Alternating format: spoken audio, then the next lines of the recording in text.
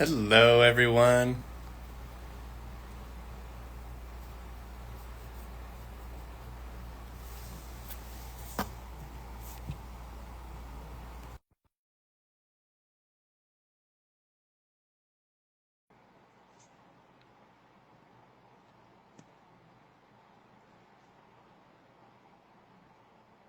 Perfect. Hello. Hello, how are I am you? doing well. How are Good. you? Good. Me too. Yeah, thanks for joining. Absolutely. Appreciate it. Yeah. Um, so how would you like to start off? However you want to go. Do we want to just do a quick little intro? I have the little tomorrow blurb. I think we should probably just, overall for anybody that's coming in and listening, that obviously the opinions and insights that we talk about today is like informational purposes. And if there's any personal questions or concerns that they should always just consult with their healthcare provider. And then for my side, as far as Tomorrow Life Sciences is concerned, is not responsible for any decisions based on today's discussion. We're here for information and answering questions and any sort of concerns you have. We're here to answer. So Awesome. Well, with that, I can start off kind of my introduction, who I am. So I'm Stephen. I'm the lab supervisor here at Pinnacle Tucson. I've kind of been a long-standing kind of partner personally with Tomorrow, but also Pinnacle is obviously kind of a close partner as well. So I've been in the fertility space for years now, and my general process of getting here, I started off kind of like most embryologists, very odd circumstances to become an embryologist. Never thought that when I was growing up, this is what I would be doing. But, I started in graduate school, kind of learning and wanting to study about aging and metabolism. And just through the process, I was exposed to the fertility lab and kind of the IVF space, and I fell in love with it. And there's no greater way to impact, patient lives than being an embryologist. I mean, that's my biased opinion. We really do have a disproportionate impact. And so everything we do has a massive impact. And that is certainly not limited to how we store embryos. I mean, it's, of paramount importance. So that's kind of my brief background. yeah, all right. So I'm Ashley Souza. I lead the training and specimen operations teams at Tomorrow Life Sciences. So my teams go in and train the embryologists at the clinics on our platform and how to integrate into their workflow. We also work with the clinic to transition their stored specimens, as Stephen was just saying, into our labware. My history getting into IVF, similar. It's always kind of from a different avenue than you expect. I studied IVF, mainly studying reproductive sciences and breeding horses. So that's how I started in it. And the science was just fascinating and interesting and just felt right for me. And then professionally, I focused on human andrology and worked in male factor clinical diagnostics and infertility research. And really, from my side, it was helping the couples find out the why so they could be guided in the proper direction to have successful pregnancies and being able to kind of grow their family. So it was really special to always kind of be part of their journey in one way or another. Um, I've been with Tomorrow Life Sciences for the past 4+ years. I started in January of 2021. And it's been a shift for me to be now outside of the lab from being in the lab for so many years. But it's such a growing field, and just watching the industry grow over the years, as we've all seen, it's just very important to me to continue to be included in the success of the growth of the families and the industry. It's just it's a very special field to be in. Yeah, no, I agree. And what I think is kind of the irony of all of this is that, you say you're on the outside now, sort of, but I think as time goes on, these things will merge. Mm, And so what we do in the lab and what we do out of the lab, things will be automated, technology will improve, and we're all going to kind of merge together as right. this one unit and get kind of more and more every day we become that. So yeah, I mean, what IVF was 10 years ago is nothing like what it is today. I anticipate it's going to continue to accelerate, Yeah. and I can't even predict what it's going to be like in 10 years. The cool thing about it is Tomorrow is largely at the forefront of all of that. So, yeah, I mean, do you want to tell us about some of kind of like the Yeah, mission, the kind of what Tomorrow is and kind of how it fits into the whole process? absolutely. So Tomorrow is a technology company. We work with the fertility clinics to modernize the way that how they store their frozen eggs and embryos, how they're managed. We help reduce the risk of any human error, mix-up, loss.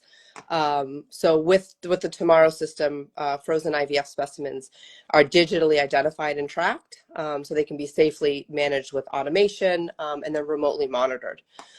So our mission is to safeguard life's most precious cells, and we take that job very seriously. Yeah, uh, it is a change for sure from what Hmm. and in the field there's no real standardization around how you store embryo. I mean, like the principle is all the same. What we're doing is we're putting embryos and sperm and eggs into really cold environments, and the only thing that's necessary is that those environments stay cold. I mean, that's kind of like the bird's eye view, but there's so much more that goes into that process. Um, when my job kind of ends when I freeze an embryo, but it could be that that embryo won't be touched for the next 50 years. And so, I mean, to me, it's really important that the environment that it's in is stable, number one, and in 50 years I can pull that device out with that embryo, and it's exactly the way that I left it, and then also that I can also find that embryo in that many years, Right, and right. all the documentation is there, and so I think all of that is really critical, and it's really becomes way more complex than you think as we scale.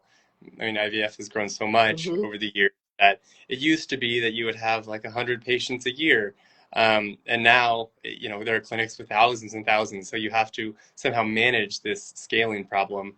Um, and so, it is really important that we kind of learn how to do that and how we're adapting to it. So I think my opinion is that I think Tomorrow has done fantastic at helping us scale to that problem. Yeah, thanks. Yeah, you make a really good point because like the labs when they initially started, when freezing specimens for long term was just happening very minimally. Now it is something that all of these clinics are now realizing we have space constraints, or it just becomes a whole nother person's job to manage. So we've kind of come in and tried to help offset some of that, especially with some additional technology to streamline it and be able to track and trace a little bit better and get away from some of the manual stuff that's just happened over the years before it grew so big. Yeah, I mean, you say like we had to hire more people just to manage it. I mean, and the unfortunate reality is like with my clinic, we're small enough such that hiring a person just to manage the storage, it just seems like it's not a great fit for us, and so it's almost like not an option. Hmm. So it's the burden still rests on the embryologist, and the fantastic thing for us. So I mean, like I said, I've been kind of involved with Pinnacle or with Tomorrow for quite some time, even before my involvement with Pinnacle. And Right. really cool thing is that our clinic has the CryoRobot Select. So we were one of the first, if not maybe the first like West Coast clinic to have this what I don't know colloquially referred to as our robot. Um, we were one of the first to have Mhm. this, and it really does eliminate that need to have an extra person to manage it. But I mean, it covers all those other bases. But for us, in particular, is we don't the when you get more and more embryos, they stay frozen for a long time, indefinitely. And so what you end up having is just to continue to have more and more embryos, and then you need more and more space. And so then you have, hundreds of dewars, which are liquid nitrogen tanks, and they fill up these rooms, and they're really difficult to monitor. With this robot, it's really, I mean, you can look at it online. We've had videos about it. It's fantastic, but it's kind of like this really exceptionally high tech vending machine. Yep. Uh, actually, it behaves like a vending machine. It's amazing. So, but it's the way that it functions is really designed to store embryos. Not, it wasn't back engineered. Right. So just like doers were. So it allows us to store all of our patient embryos and then many more, in the future, without having to ship our embryos off site Right. and to have to kind of tedious process sort of managing these specimens. So, there are many ways to store embryos correctly, but I think in terms of the digital footprint, I think it's fantastic. Yeah, absolutely. Um, you know, I mean, everything's going digital at some point. So, and it does, it does change. It does make a difference. I think, especially as your lab gets busier and as the embryologists are focusing more on the science that we love and why we're in the industry. It's really nice to be able to stick to really focusing on that type of science and then letting us Yeah. letting us take care of yourself. No, it's great. Like Yeah. I do the things that I'm highly trained to do, and data management is unfortunately not the Yeah. thing. Uh, no, I can do it, but I'm not the best at it, and so letting the professionals handle that while I actually do what I'm trained to do and what I can actually contribute most to patients is awesome. And in terms of the front about how it's changed what we do specifically, I mean, hopefully I can show, but I mean, so here I have kind of, this is what we have. So these are our beacons, what are termed beacons. This is where we store our embryos. And so, an embryo is on this little tiny device. And so this device goes into this beacon. Um, and that is a fundamental shift in what we've done before. And so each one of these beacons has an RFID label, and that is assigned to each patient, and only one patient. So you have one patient has one beacon, and that is consistent throughout time. And so then you have this traceable digital footprint on these devices, which was just not available before. And as we kind of go along, we find that having a digital record of everything is really important. Um, Before, what we would do is we would write we would manually create these labels. The embryologist would have to do it manually, so that means we would have to put in our own patient identifiers. We'd have to put that device on, then we would have to label, the container that would go in the liquid nitrogen. Then we would label everything in paper records, so it's all done by hand. There's 10 different steps of transcription. We are only human, and so we are prone to make mistakes. We're writing the same date of birth, the same patient identifiers, the same names over and over again. The probability of making a mistake is kind of, it exists, and there's no way of getting around it. But with Tomorrow, it integrates with your EMR, and really, I'm sure it's not every EMR, but the fantastic thing about Tomorrow is the willingness to actually start to do that and integrate with different EMRs as time goes on. And so for us, our EMR we just tell the EMR, hey, I want to freeze this many patient embryos. These are the embryos. These are the relevant criteria. And it creates those labels for us, and it creates the storage locations for us. And so it immediately creates this digital footprint of where the embryo is, and we have this real-time inventory that anyone kind of in our clinic can reference, not just the embryologist. That's kind of a big thing. Having a physician be able to see the embryos in real time is amazing. So I think all of those things have really dramatically improved how we store embryos kind of for the long term. But it has changed kind of how we go about things on a daily basis. Yeah. But in a way, it saves us a lot of downstream time and headaches. It reduces the probability that things will go wrong by a lot. Right. So, Great. Love it. um, Yeah, kind of like, to Stephen's point, we're trying to set a new standard of care, and things that have been working, they work. The tanks are great, but we're trying to up the ante a little, as the business just keeps growing. So we do trying to set that standard of care, and it is potentially reducing the risk of those points of failures by about 94%, compared to the manual systems with our RFID track and trace and the audit trails. You can see what you've done with your patients, or any time that you have taken something out to thaw, any of those movements. So they all get logged. So you have all of that record for you. yeah, which is amazing. I mean, it really is. It's really like it changes a lot about how we go about things, and then the actual, the record of how we can maintain everything. Right. Um, so it looks like we have a question. Why did Tomorrow choose Colorado for the long-term storage facility? Yeah, that's a good question. We get that often. So we actually look geographically, not just where Colorado is positioned in the greater United States, but actually where it is as far as natural disasters go as well. We took into a fact hurricanes, tornadoes, fires, anything like that. So we kind of ended up kept settling down and finding that Colorado was a really good temperate area. And then the actual facility that we chose is in the middle of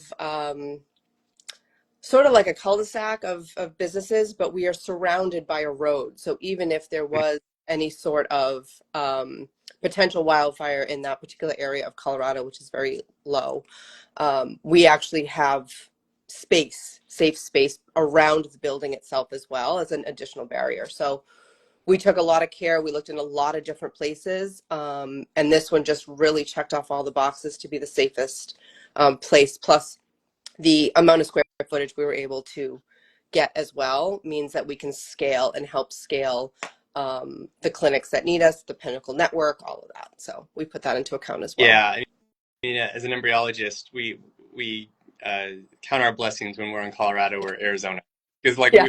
we have nothing like goes wrong. We have monsoons, and Yep. that's it. But we don't have to worry about earthquakes and things like these horrible things you hear from around the world. Uh, Yes. so having a stable place, again, we're keeping embryos and eggs and everything for Mhm. decades potentially, and reliably things go wrong in decades, natural disasters. And so having a system that anticipates that is I think really important. Right. Yep. Yep. We also chose states because we have another biorepository in New York as well, is that they're IVF friendly states. We know the political climate kind of keeps changing on us, but we always make sure that we're in IVF friendly states. Yeah, I hadn't thought about that. Yeah, Yeah. So it's a big one. yeah, I mean, it's something you got to think about. Yeah. Sadly, yes. Yeah. Yep. Um, the other thing about our facility, both of our facilities, anything that we have for biorepositories, is that how they're monitored, all the systems that we use, all of our robots that are in our biorepository are also 24/7 monitored. We monitor the tanks, we monitor the temperature inside of the tank, we monitor the skin of the outside of the tank so we can preemptively see if there's any sort of tank that we need to look at or maintain, up-to-date PMs, all that kind of stuff. So Yeah, I mean, so with the long term, I've never been. I would love you to need to go. I know that, go. It's yeah, beautiful. I know there's all locations for everyone to go see. Is I Yeah. just haven't had the opportunity. But is it kind of as you go along, you continue to develop new methods, and I'm sure you will, new different robots, new Hmm. storage containers, et cetera. The software will only continue to get better. So do you have kind of a mixture of tank systems? I mean, or is it all one So, kind of one type so or one yeah, model? so we have a big warehouse of our larger tank system. So right now, all of our biorepositories have them because they have the highest capacity. Hmm. So they can hold upwards of a little over 4,000 of those beacons that Stephen was showing you. So we use those. The facility in Colorado is scheduled, I think, to fit 24 or 26 of those. And we already have them ready to be, installed as we need them. So that facility is probably going to have that robot for a long time. Yeah. We do have a new system that we're just launching now that holds a little bit less. But that will probably start rolling out as well. You'll see those in clinics and Oh, so things like they're available in that. clinics as well. That's kind of Mhm. Yeah, yep, yep. So that's a smaller tank. It fits through the doors. It's beautiful. It's a liquid tank. It still works with all of our software in the beacons and software guided locations. So even the clinic themselves don't have to think of where they put their beacon or exactly what spot did they do it. Our software actually guides them and says, you're going to put it in this location, and then we will send that information back to the EMR if the clinic has an EMR with that updated location. okay. So yeah, Nice. yeah, Yeah. Along then. yeah, This is a yeah. lot. You have to go see it. It's good. It's Yeah. yeah. So another question here. So how long does it Mhm. typically take for embryos to be shipped from the repository to a clinic? So for me, I mean, I'm actually ignorant to this. Because I said we have the robot here, and I have the good fortune to not have to deal with any of that. I don't have to ship anything off site, but I know a lot of other clinics, even in our network, are doing this, and I've gotten great feedback about it. I know it's a simple process, but how does that work? Kind of how does your team manage that with our Yeah. team? So each clinic usually will have a different cadence depending on how much they think they're going to be using the samples that they send off. So some of them can be weekly, some of them can be bi-monthly, some are just monthly. And what will happen is as patients come up into treatment, we will actually send, and it's all digital. There's no paperwork that goes back and forth through our software system. The lab would just state, okay, I need this patient back. And then we would roll that into whatever cadence that Mhm. is. If you need something outside of that normal cadence, in case of, it just doesn't line up or something like that, we usually say it's like a 72-hour for us to notice, and then you can add up to 48 hours. And that's really, we just need the time to charge the shippers and make sure that the shippers are Right. cold for safe transit. So we like to have a little bit of a buffer for that Sure. reason. We do have shippers already charged, ready to go, so we can do something a little bit quicker if needed. But that's usually kind of how it is. And as soon as you put in what we call like a relocation Hmm. ticket, the biorepository reaches out to the clinic and says, hey, we just saw that you put in this request. Is this cadence that you normally have work? We normally ship on Mm, Thursdays. Does that work? If it doesn't, we can adjust. I see. So, yeah. But it can be depending on, unique situations Hmm. and things like that. Yeah. Because And but most of the time, there's no rush right, necessarily. It's advance notice almost always. right. Yeah. We take into account because sometimes you'll have like a gestational carrier, and it will slip through, like the clinical team to to say to the lab, oh, we need this, and now the patient has shown up. So we're able to kind of make those decisions as it happens, and we have really great communication back and forth with anybody that works with us long term. And so how does it work when sending embryos off to long-term storage to the biorepository for different Hmm. clinics? Same, you create the same relocation ticket, Okay. and you start collecting them as you go, and you can say, okay, again, if you're going to go bi-monthly, you can just start adding these tickets along, and then we will look at how many tickets are there, and we will send you the appropriate size shipper, and Okay. then you can fill that and send it to us. And then as you get a rhythm going, it becomes, we send you a shipper for you to send to us, and then we send patients back to you at that same time, I see. and vice versa. So you actually can have like a big, just kind of a back and forth with that shipper, Yeah. and you just have a close contact with the biorepository team, Yeah. and they'll communicate with you, because if you only need 2 patients back, but you have a plan to send 20 to the biorepository, we'll send an appropriate shipper for the 20. I So that see. way we're not having to send different shippers or anything like that. Yeah, I can Hmm. imagine. I mean, it must be that the outflow is much greater than the inflow, sort of, or just the way. I mean, if the viewers aren't kind of aware, when after retrieval, patients have embryos, and by and large, we use a particular patient will use their embryos and kind of achieve their family building kind of on average. The vast majority will be done within a year or two or so. Once they have these embryos, and that's not to say always, but in terms of the aggregate, they're after about 3 or 4 years, it's pretty unlikely. So it really slows down. We're not transferring a lot of embryos that we froze 5, 6, 7 years ago. That's just how it works out. And so I think we're going to be sending more off to the biorepository. So again, it kind of emphasizes why it's really important that we really have a lot of faith in how where these embryos are being stored and how they're being managed and how they're being sent back. There are many different companies out there, but I do think having Tomorrow actually be integrated with embryologists is really helpful in that Yeah. respect, for sure.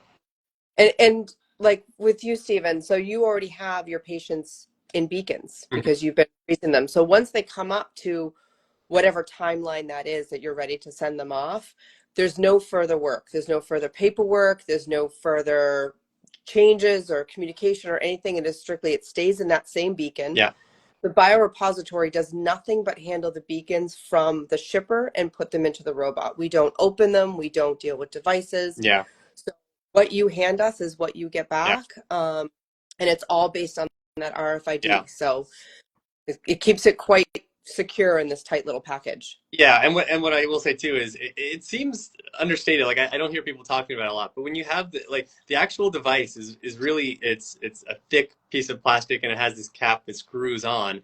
It the old goblets that we use, they're kind of they have a degree of unpredictability to them. They can pop off.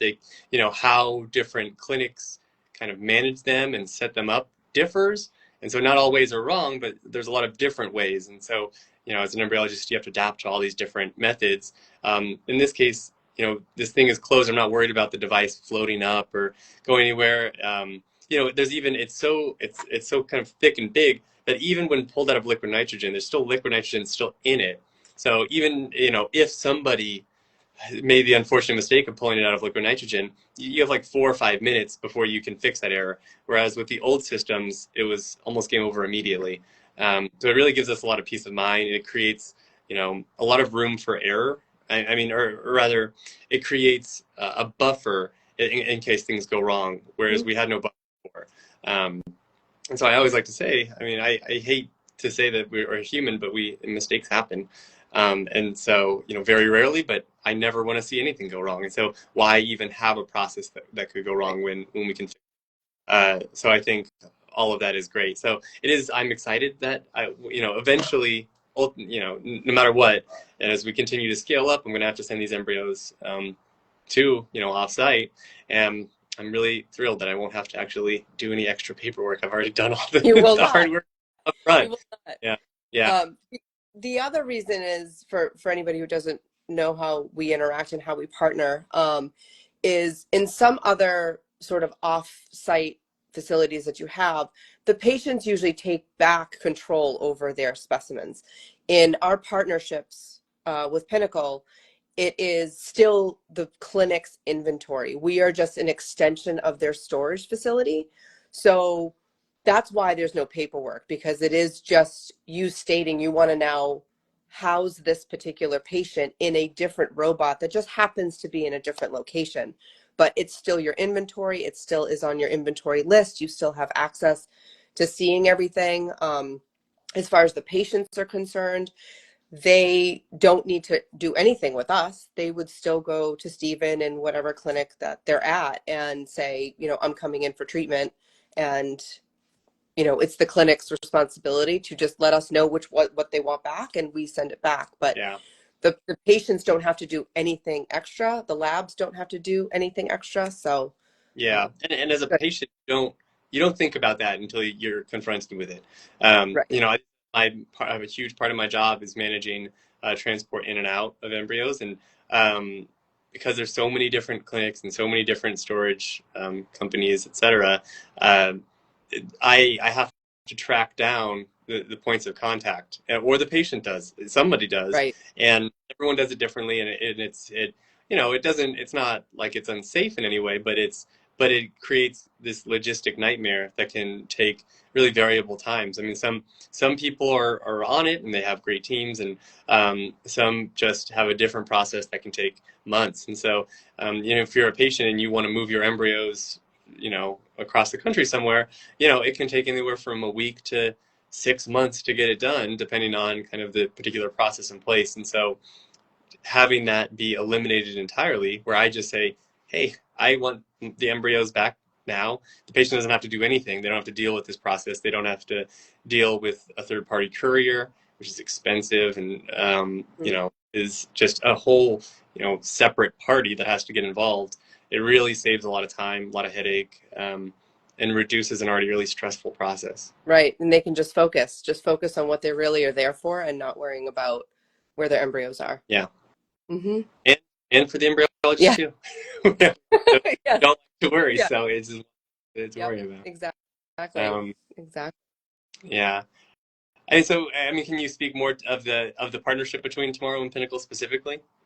Yeah.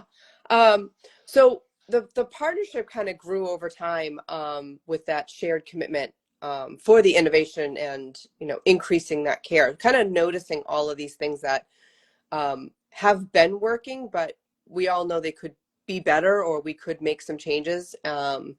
So, you know, Pinnacle has a very patient-centric approach, and dedication to that technology, and sort of recognize that we have a platform that kind of falls in line with, with how they see things growing.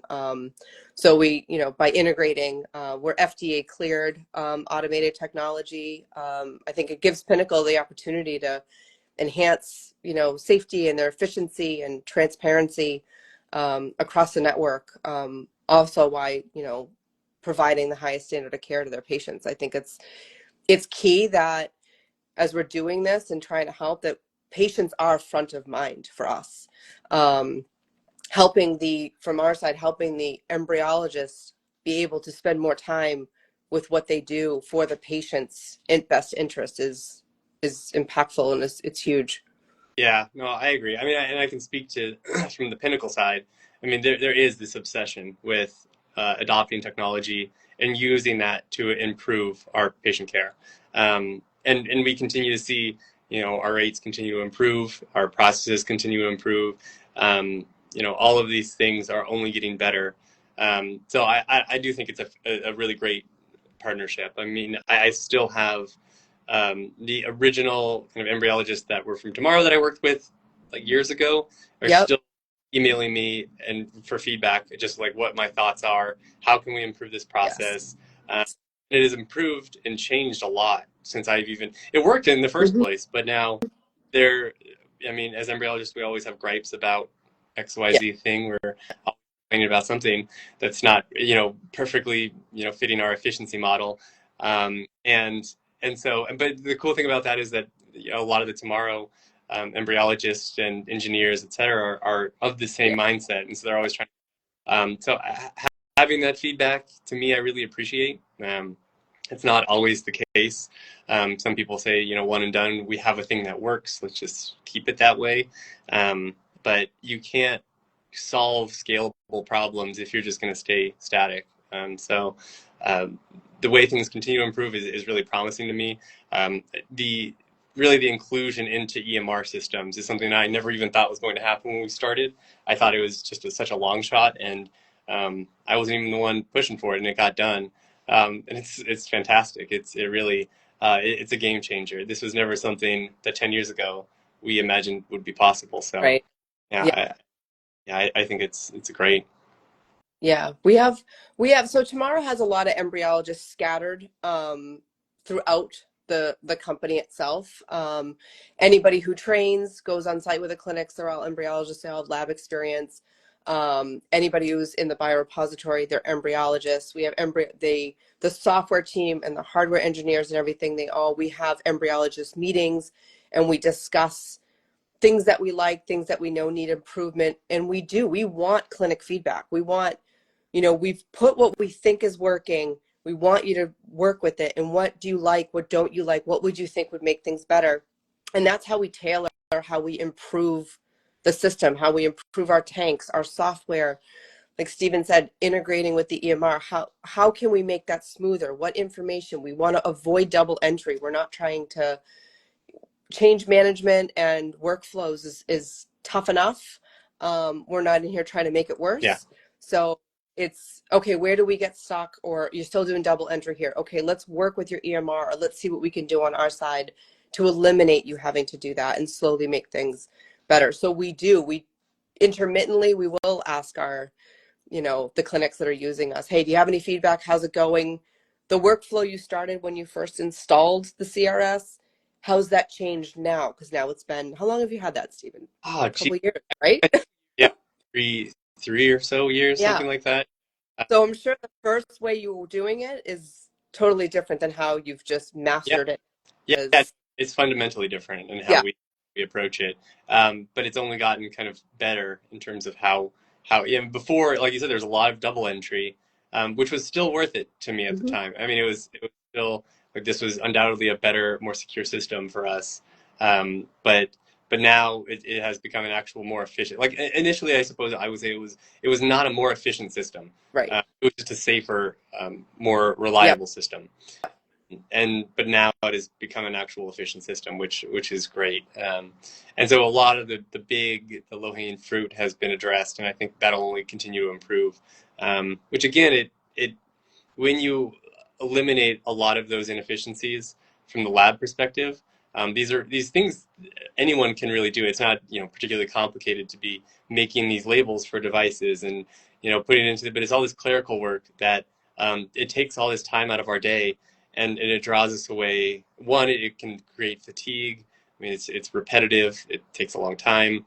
You're tired, and so this can have an impact on your ability to actually perform the job at hand, which is, it's part of our job is to manage that kind of, just like any physician would or surgeon or something. I mean, they have to manage that as well. It's the same thing, but again, it goes back to the point of why even have these in place that we have to manage around when if we can just eliminate them entirely, we don't have to worry about that. Right. That's a perfect scenario for us, from start to finish.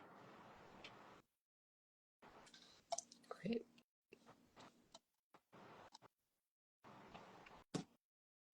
Any other questions? No other questions for now. Okay.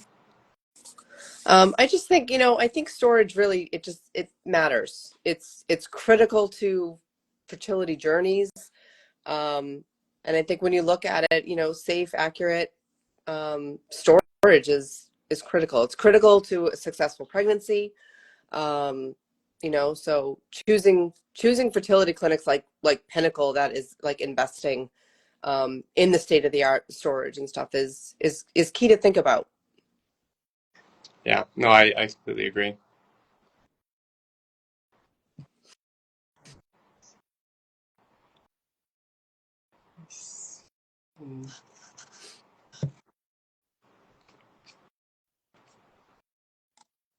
Just checking to see if we have any other questions. If anyone has any questions, feel free to leave it in the comment box. We're happy to answer any questions that anyone does have.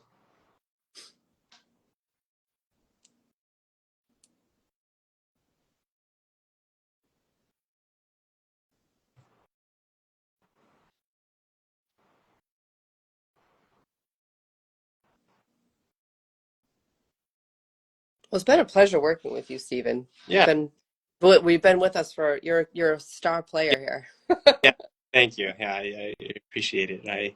I try to be amenable to people and to try to make partnerships work. And so I think everyone has been great in my experience. I mean, I really couldn't ask for. I'm thrilled to be a part of Pinnacle. I'm thrilled that Pinnacle just happened to have this great relationship with Tomorrow in the first place. So I kind of lucked out. But We have a question coming in.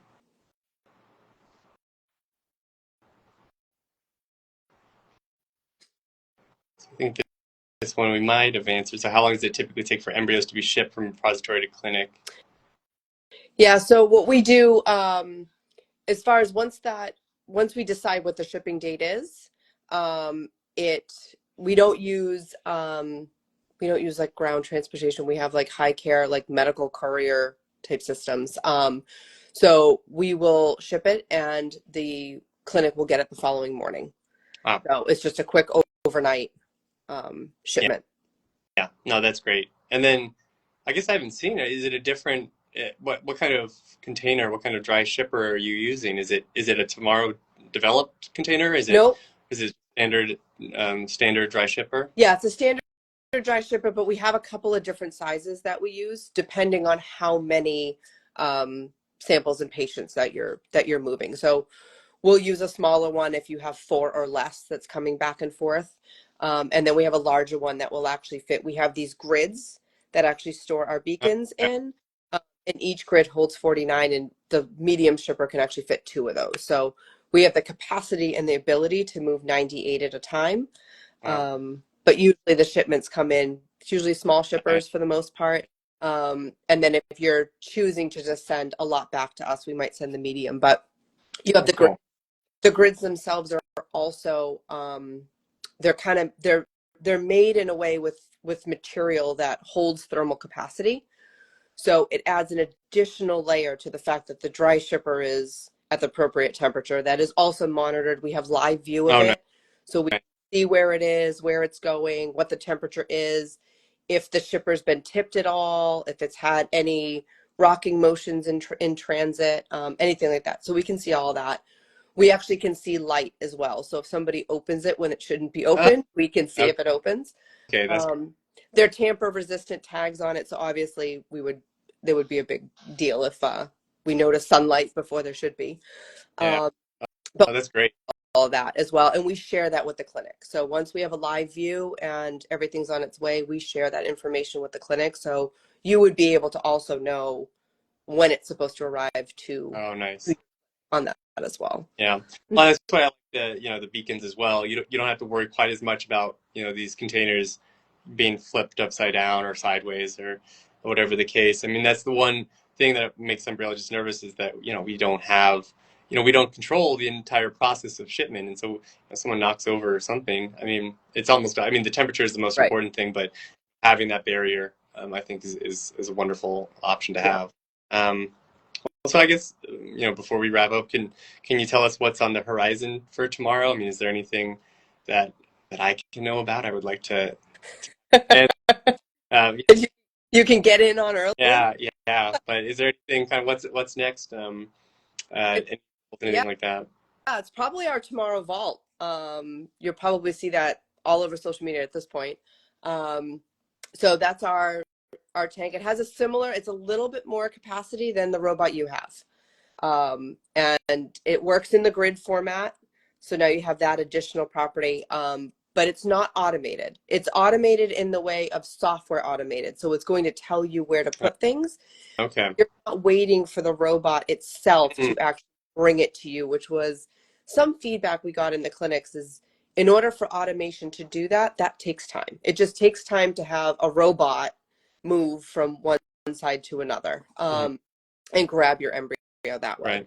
So this allows you to just open the tank as you normally would, and then our software will tell you which grid to get in the system, and then you would pull that out, and then we have a bath that would then flood into Oh, I liquid. see. Uh, and then at that point, the software would tell you which beacon you need to get, and then you can go about your day and put that one back Oh, in. So okay. So it's kind of almost like a hybrid, almost yes, to a degree. yeah, I like that. I mean, I can see the utility for that, as with really big clinics that are doing tons and tons of volume. yes, That could save a lot of time. I mean, for me, I actually don't mind how the CRS pulls it for you. Again, yeah, it's like a vending machine. I can do other things within the process that right, doesn't becomes kind of streamlined for me. But if I had maybe 6 different retrieval bays, this might change. So, yep. so I definitely can see the utility of that. So Mhm. exciting again. Yeah. So it's It's also nice. footprint. It's footprint too. We can probably Mm. fit about 3 faults in the same footprint of your CRS. Oh, wow. Okay. So space wise, because obviously with the automation, you have the automated arm, you have the tank, you have the drawer that actually will pull your specimens out. You would just have these tanks lined up. So it does help in that way too. We do have Yeah, some clinics that they just have smaller right. cryo rooms, and these just kind of fit right in without having to knock down walls or do any sort of construction. And they can bring in our labware and our software and our technology without kind of upending their Yeah, lab. yeah, that's great. I mean, we in retrospect we built out the space for the Yeah, robot because we wanted it. We're not a hospital, so maybe that can be much more tricky in some certain cases. So, yeah, that's yeah, amazing. I really like it. yeah. It's cool. I think It's a cool. lot is over time than I anticipate. Yeah, absolutely. Well, cool. Well, I think unless we have any other questions, I think I think so. that may be a wrap. It was a pleasure talking to you. Great. Stephen. And to know getting the insight on tomorrow, even though Absolutely. I'm not even part of the company. Yeah. Uh, Great. all right, Ash. Well, you All take care. Have a nice day. Yeah, it's a pleasure talking to right. you. Thanks. All right. Bye.